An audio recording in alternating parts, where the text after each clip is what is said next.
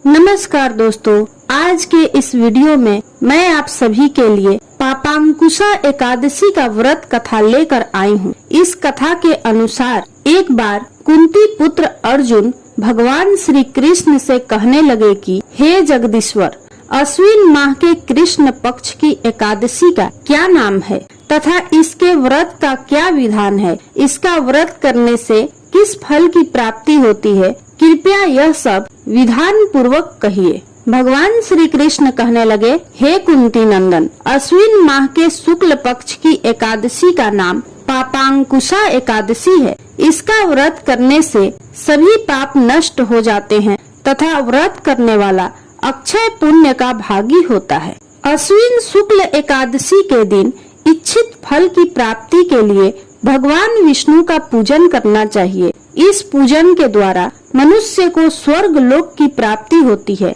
हे अर्जुन, जो मनुष्य कठिन तपस्याओं के द्वारा फल की प्राप्ति करते हैं, वह फल इस एकादशी के दिन क्षीर सागर में शेष नाग पर शयन करने वाले भगवान विष्णु को नमस्कार कर देने से मिल जाता है और मनुष्य को यम के दुख नहीं भोगने पड़ते।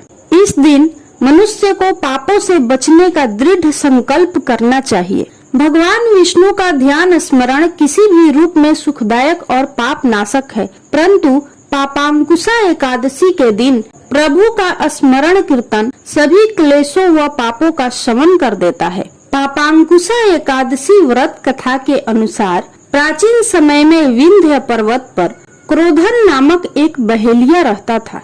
वह बड़ा क्रूर था। उसका सारा जीवन हिंसा, लूटपाट, मदपान, गलत संगति और पाप कर्मों में बीता। जब उसका अंतिम समय आया, तब यमराज के दूत बहेलिये को लेने आए और यमदूत ने बहेलिये से कहा कि कल तुम्हारे जीवन का अंतिम दिन है, हम तुम्हें कल लेने आएंगे।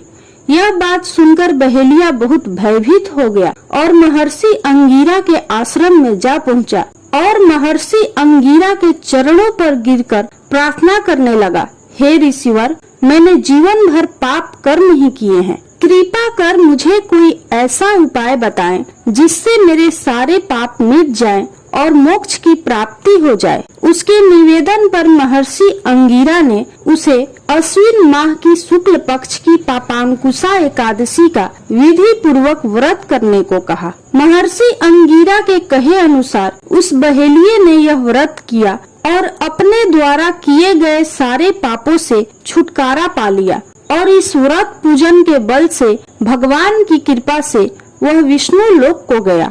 जब यमराज की यमदूत ने इस चमत्कार को देखा तो वह बहेलिया को बिना लिए ही यमलोक वापस लौट गए। बोलिए श्री भगवान विष्णु की जय। यदि आपको यह कथा अच्छी लगी हो तो कमेंट बॉक्स में भगवान विष्णु की जय जरूर लिखें।